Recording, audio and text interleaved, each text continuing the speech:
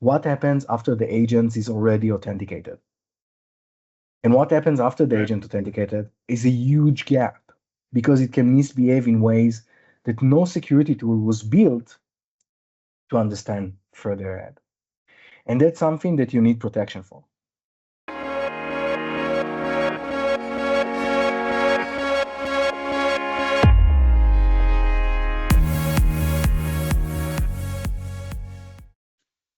Thank you for joining for this episode of the TechSpective Podcast. I have Barak Sternberg from Tenet Security. So Barak, if you'd like to introduce yourself and give a little bit of background on Tenet, and then we'll get into it.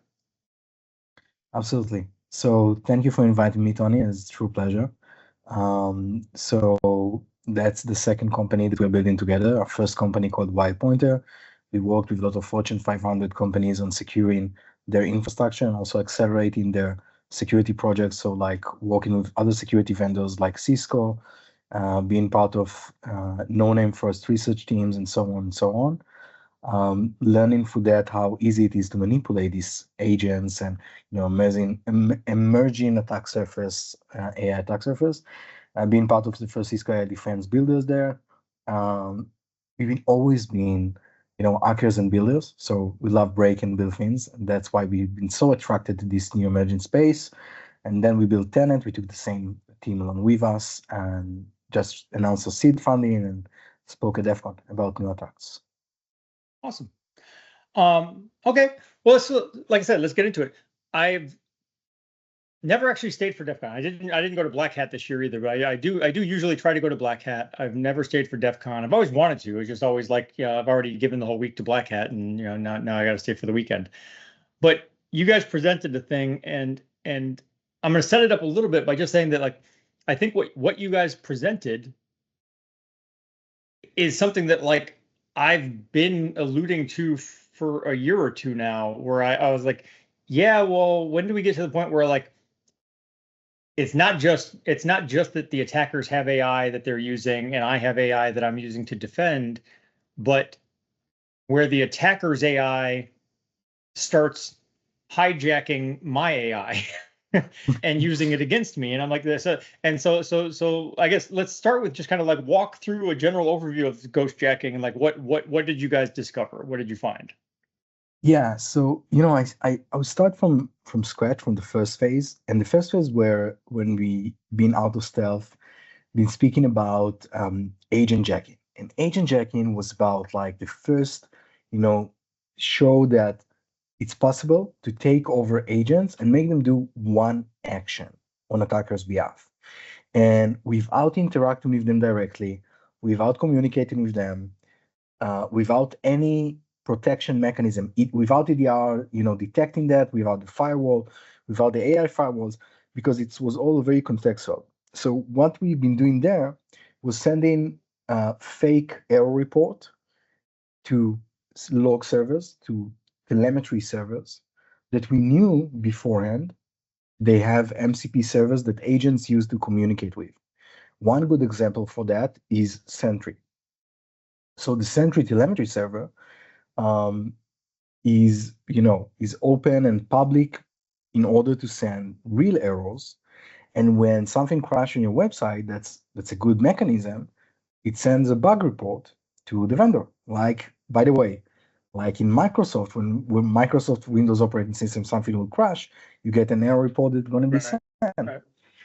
And when you have agents that eventually will be forward this data to, that's what we assumed that would happen. We didn't see, anything that happened from the point that we sent the data until when the agent executed code. So we were blind, but we knew that somewhere in between this agent is going to use that.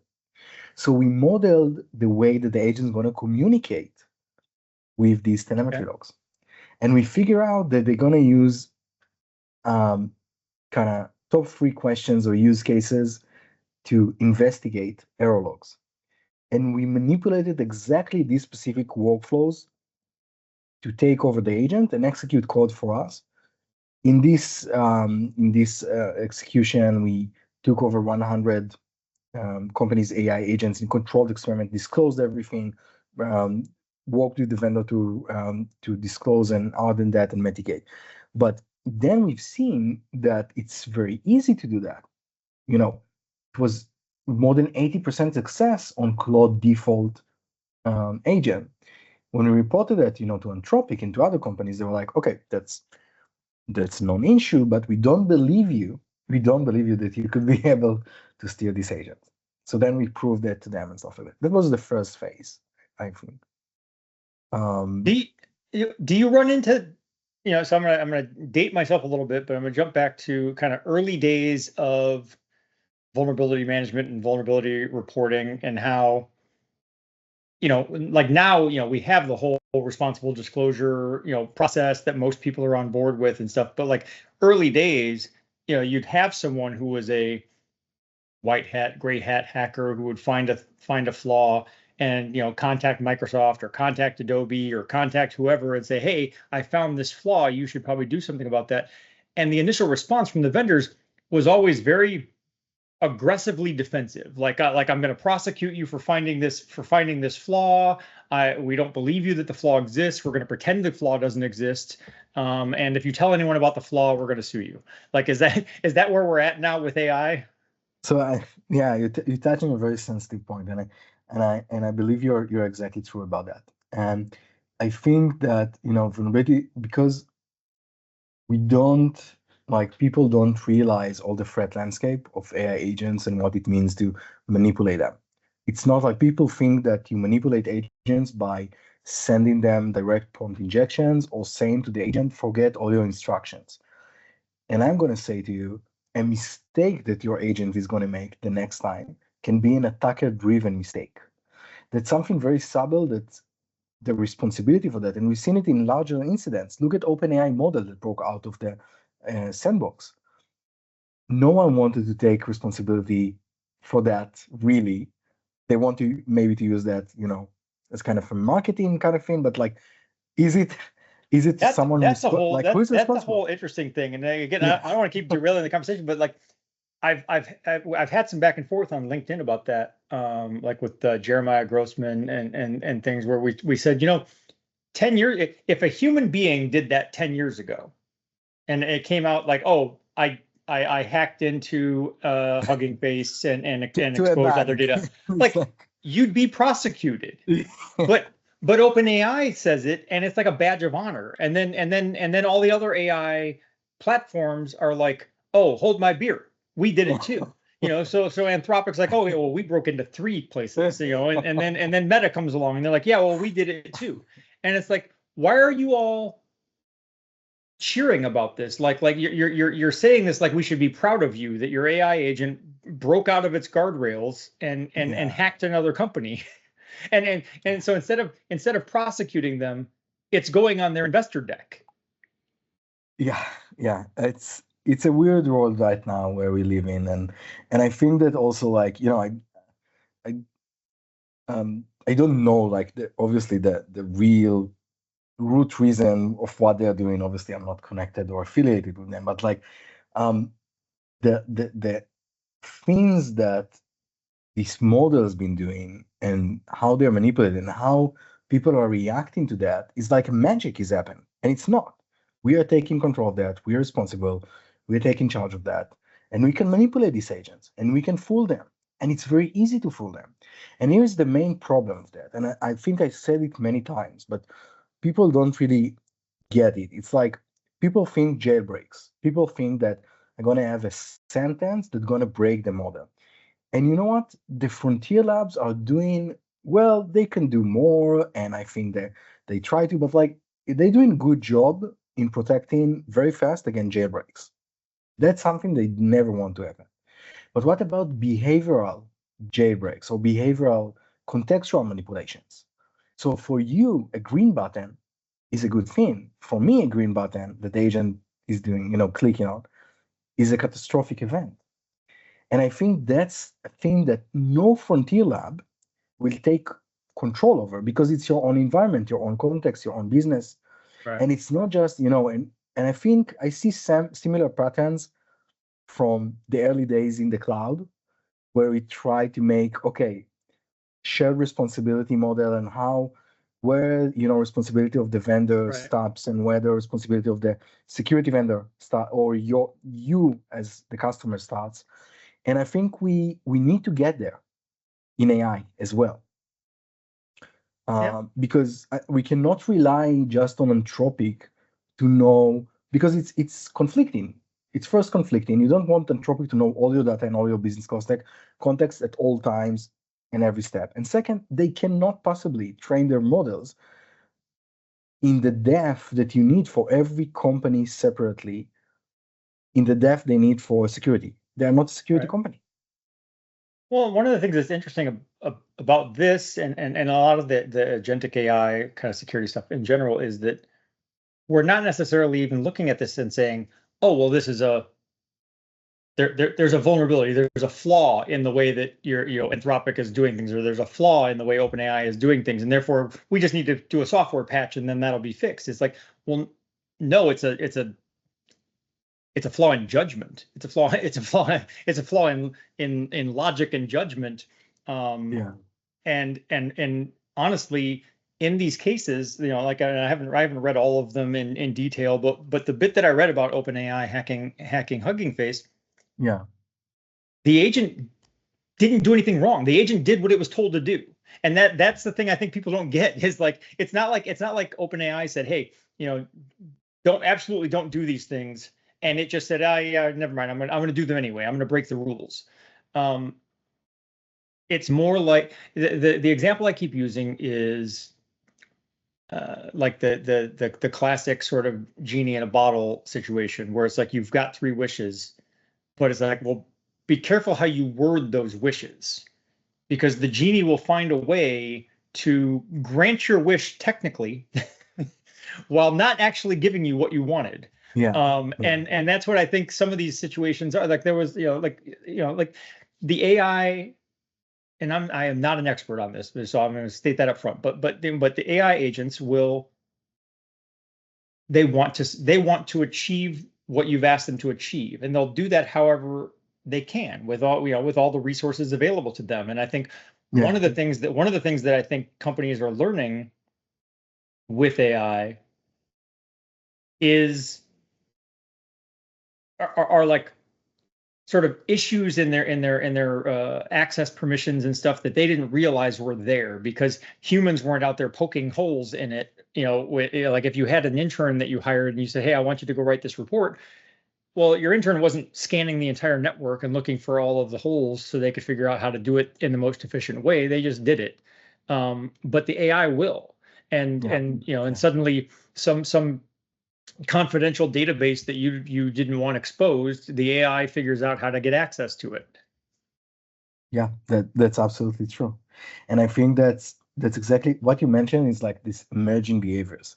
So like if we, trained and had so much data throughout the entire history of computing on how humans interact with systems and how humans interact with software and machines, now we need to build it from scratch because agents work in different ways. As you said, they're hacking their reward system to get the goals they need. It doesn't mean they complete these goals. It just means they show that they completed these goals. It's different meaning for that. And the way these emerging behaviors act, it's insane to think about it. And it's like when we showed, so I told you about agent jacking. So the ghost jacking is to completely take over agents in a class of attacks and make the agent take multiple actions on our behalf. So not just one action, and doing it all the way in multiple platforms.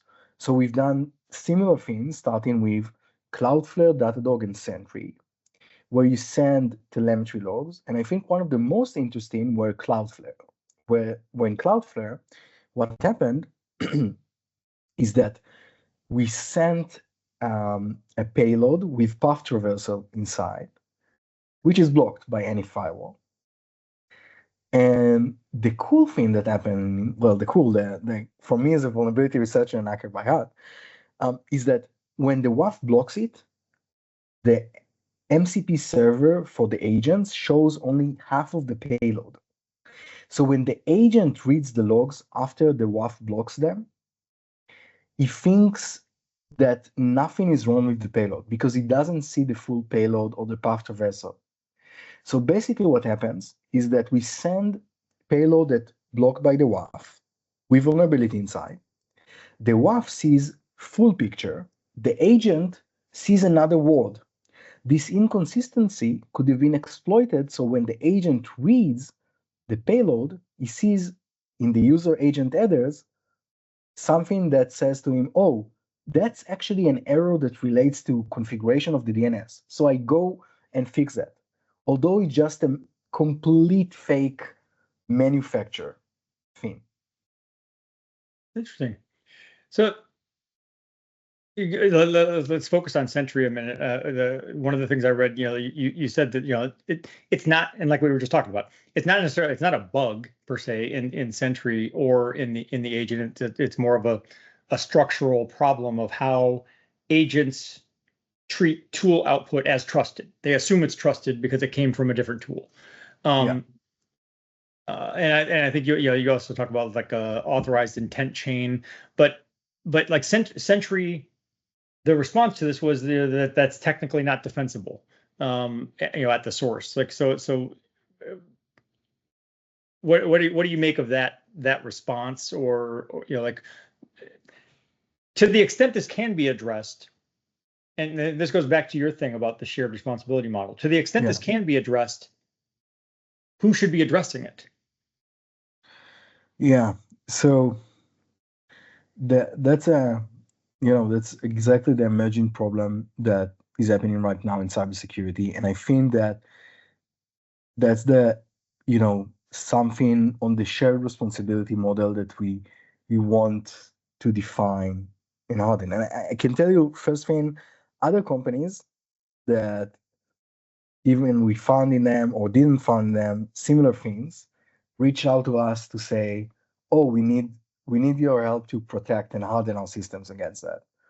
But needless to say, that is not 100% fixable from the model perspective, because Sentry cannot see your entire agent context and history of the session, of the conversation.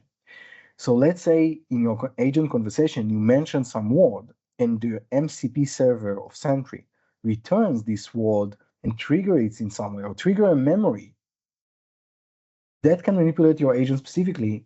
And there is no possibility that Sentry can understand all these paths. So first, we need to acknowledge that there is responsibility to the customer. There is responsibility to the customer. You need to understand your environment. You need to understand what is the context of the agent. Does its behavior is steering? Do you have behavioral policies? Do you have, needless to say, deterministic policies? The basic of the basic guardrails, like you have, permission setup. You try to make it as least privileged as possible for the action is taking. You make sure you have the right controls like EDR and DLP and stuff like that. But again, that's exactly why we open Tenet, because what happens after the agent is already authenticated? And what happens after the agent authenticated is a huge gap, because it can misbehave in ways that no security tool was built to understand further ahead. And that's something that you need protection for. Okay. Well,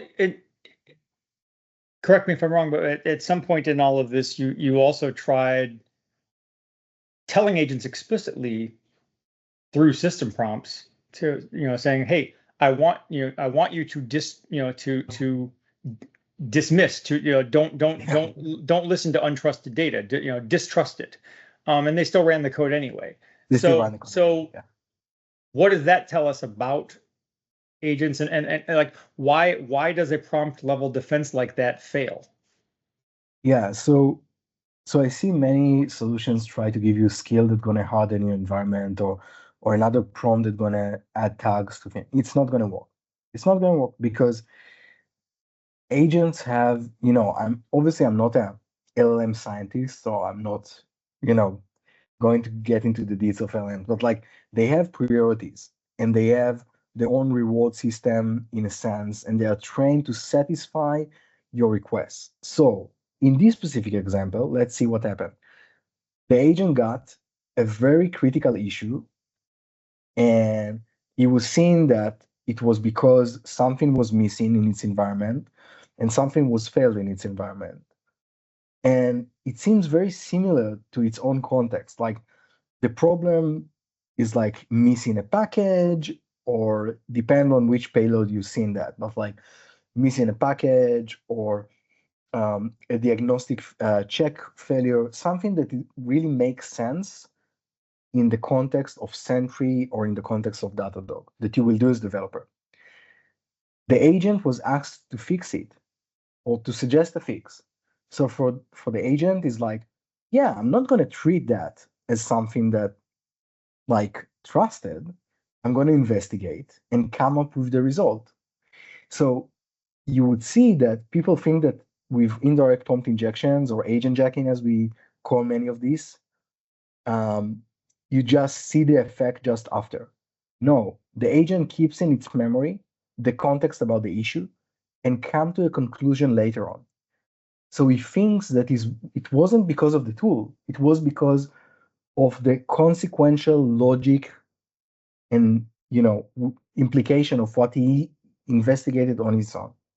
It's Right. proper manipulation.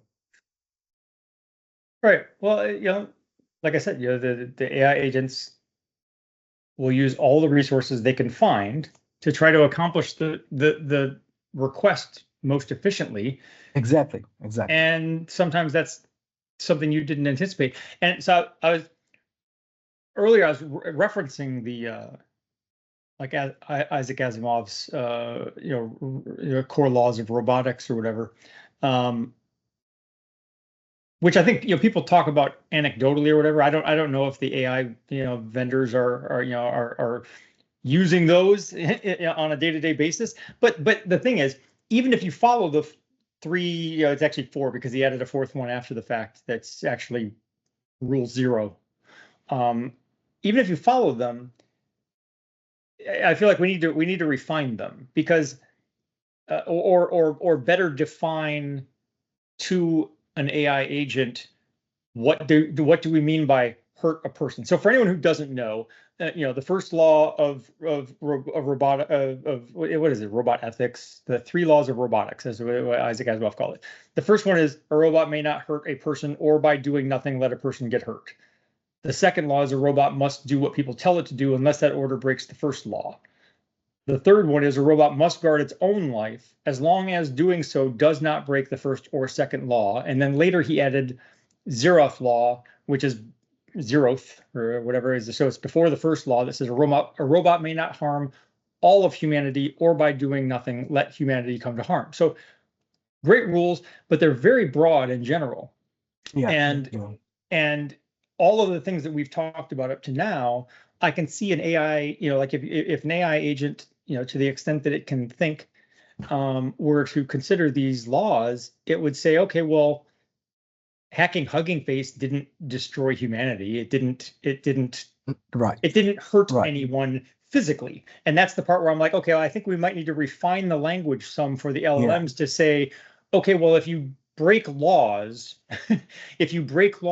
or you do financial harm, or you expose data that shouldn't be exposed, all of those are in effect hurting a person. Yeah. But here's the problem. Let me, try to think with you on that. So as far as I know, like Anthropic have, the constitution for agents for AI, and they train their agents on philosophical constitution of agents. But the problem, when you go contextually, it's very subtle and you cannot differentiate. It's very, very, very difficult to differentiate between package installation that is valid and is done by developer for this new shiny package that he dreamed of last night and all his friends is using right now, and to a malicious package that is being installed. I mean in runtime, dynamically, not in production or change it. Another thing, it's very hard to differentiate between editing a file to legitimate code editing purposes, or editing a file to change specific imports to add an import package that shouldn't be added, or to add a pre-execution step that will inject malicious code, stuff like that. There are obviously infinite ways to do that. And it's very contextual. And for one developer, the for one developer, the story I told you would be great, and for the other developer, it will not be great. So there's not one generalistic, constitution that will work well for all the businesses. And even if you say, protect the humans, but like, I don't know, like package installation, protect the humans, or let's say I'm gonna say to the agent, don't install malicious packages, but is rewarded for efficiency, is rewarded for how fast he is, for how much autonomous he is. There's an interesting cross section here of where software vulnerability meets social engineering, because I'm thinking about think of the attacks where there's no software vulnerability involved. I'm calling into customer service. I call the IT service department and I just tell them I forgot my password. I need my password reset. And if I say that convincingly enough, they'll reset my password and give me access. And so there are things like that where it's like, well, it's not a flaw in any system. And going back to Isaac Asimov's rules, you wouldn't look at that and say, okay, well, I'm just resetting this person's path. If anything, I'm helping this person. I'm not hurting anyone. So and I think this kind of gets to part of the the point that you were making, which is the AI is operating in a smaller bubble, and like in the context of what it's doing. Yeah. It's not breaking the rules. You have to be able to step back to more of a 10,000 or 100,000 foot view to even understand, okay, well, how is this action going to trigger this action that is ultimately going to harm someone? But because the AI doesn't have omnipotence to know what every single other AI agent is doing, what it's doing in the moment, in its action, doesn't violate the rules per se. That's so true.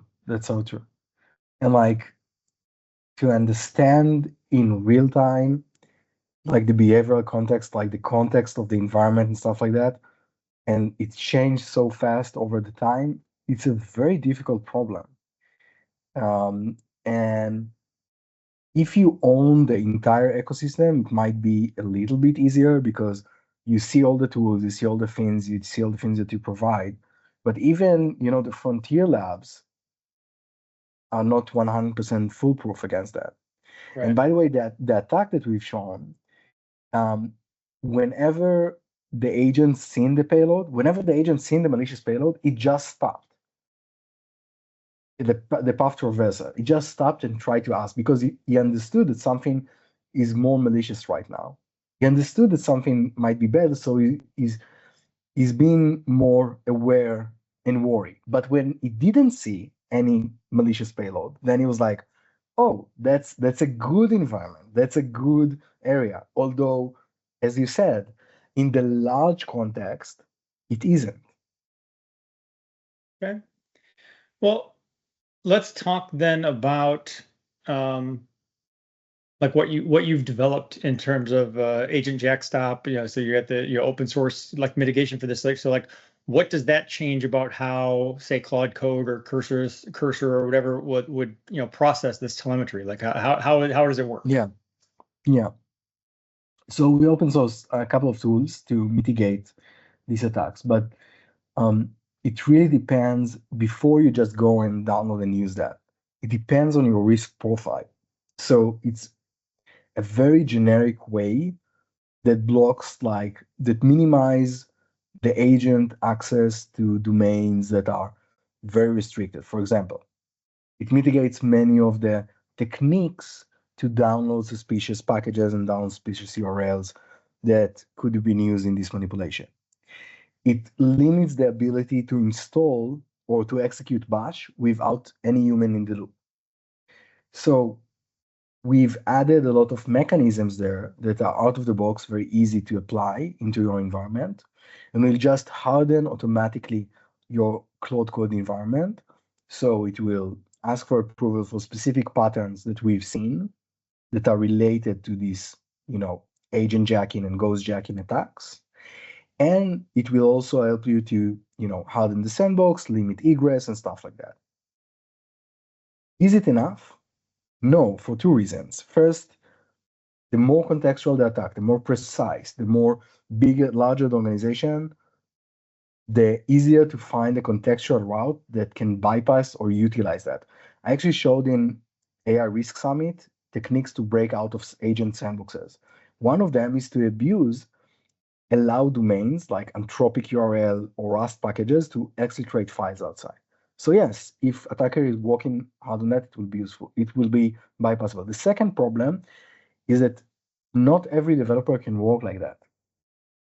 He needs more access, he needs more autonomy and stuff like that. And again, that's the,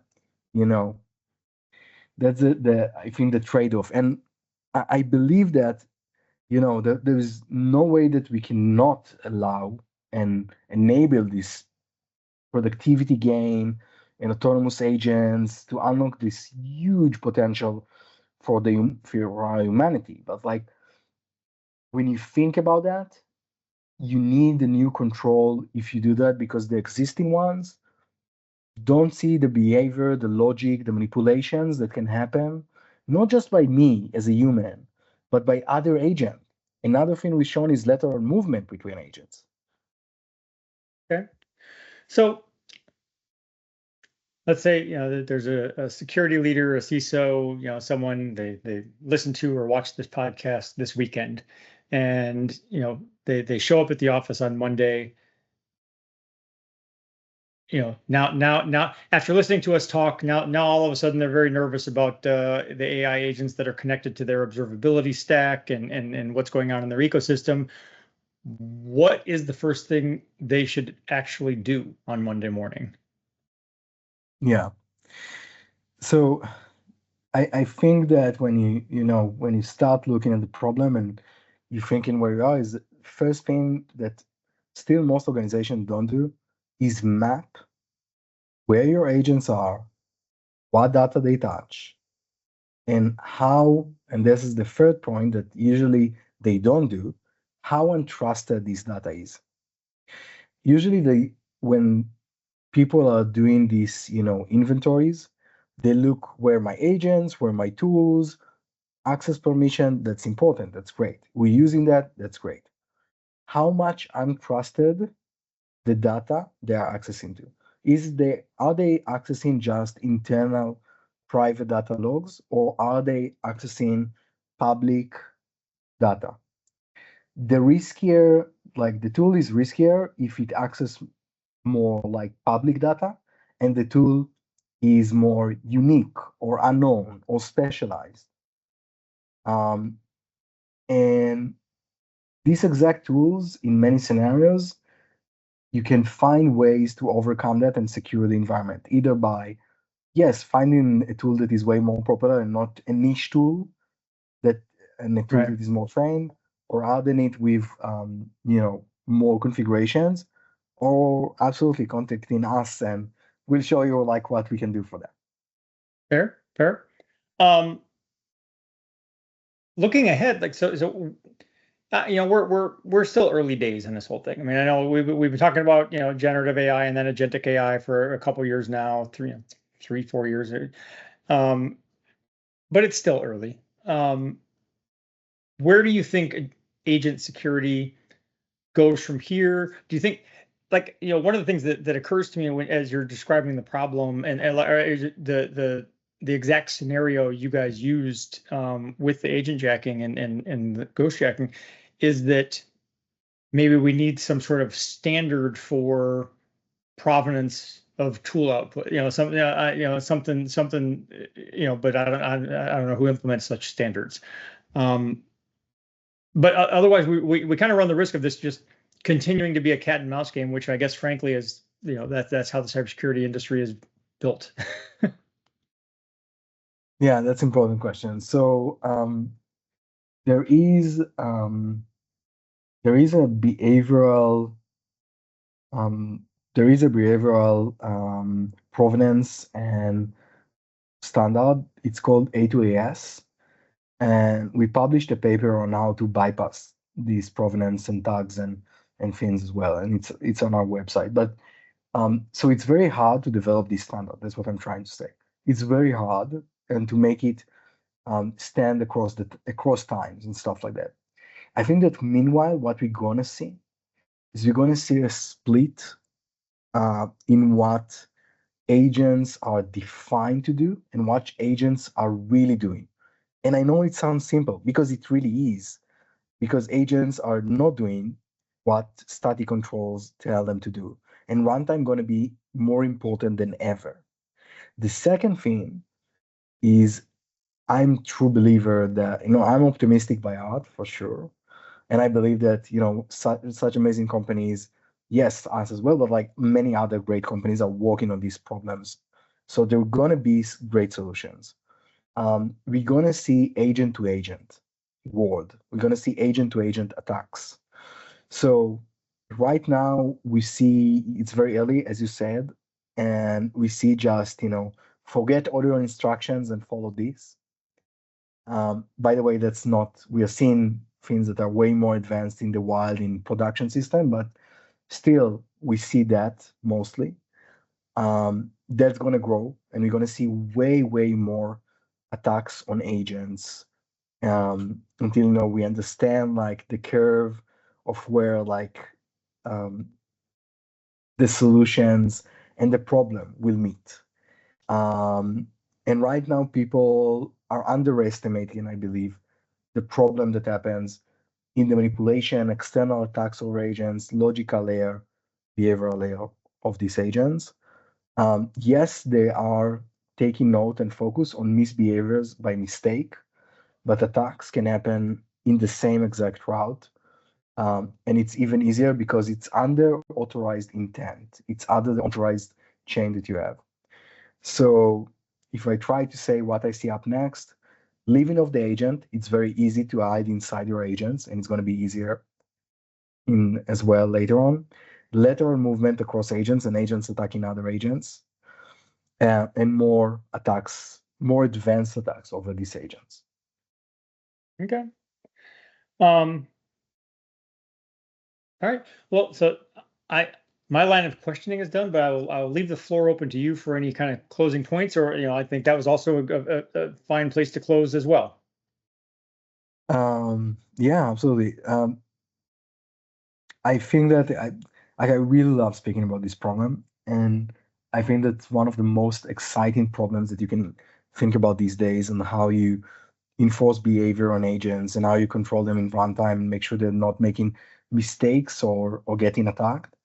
Um, and I think there is a lot more challenges and things that are coming related to that. But I also don't want to, um, spread like food. Like Right. I don't believe in that. We don't need like use this technology, deploy it. Like I want to be an enabler in security.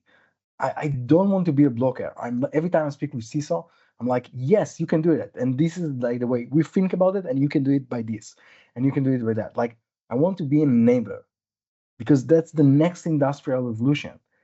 And we cannot, close our eyes and say like it's not gonna happen. So like the goal of open internet is to work on this most challenging problem where the ROI and the unlock is so big for autonomous agents and enabling you to deploy them securely as well. So like that's the thing. And I really want here people to be optimistic. So yes, there are attacks, but we knew that there are going to be attacks. So it's like we're breaking the unknown unknowns, which is good. Now let's take care of this. Okay. Yeah. No, I think it's to kind of wrap things up. I feel like one of the things we have to continually reiterate as well is like perfection would be great. I mean, it'd be amazing if we could, if you could find a way to make this, 100% secure, but you're not going to. And so, Yeah.